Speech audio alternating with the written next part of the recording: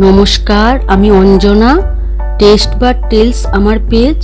রান্নায় আনবো মজা, স্বাদে ভরা প্রতিটা স্টেজ। আজ রাঁধবো চিতল মাছের কালিয়া, স্বাদের রাজা। বাঙালির পাতে মাছ ছাড়া নেই যে মজা।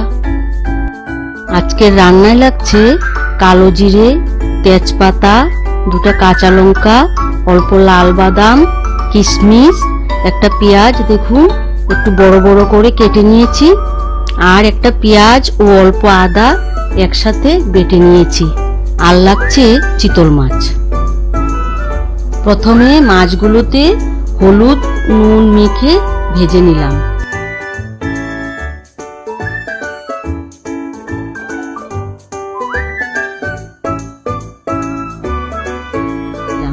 তারপর বাদামগুলো ভেজে নিলাম।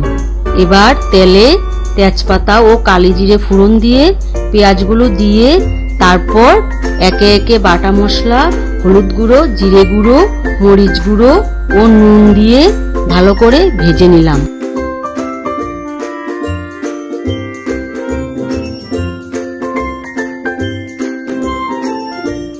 এবার মশলাগুলো তেল ছাড়লে অল্প গরম জল দিয়ে দিলাম। ঝোলটা একটু ফুটে উঠলে মাছগুলো দিয়ে তারপর বাদাম, কিশমিশ ও একটু গরম মশলা দিয়ে নামিয়ে নিলাম। রেডি হয়ে গেল চিতল মাছের কালিয়া। ভালো লাগলে লাইক, ফলো, সাবস্ক্রাইব ও শেয়ার করে দেবেন। চলুন আজ তাহলে আসি, আবার কথা হবে নতুন এক ভিডিওতে।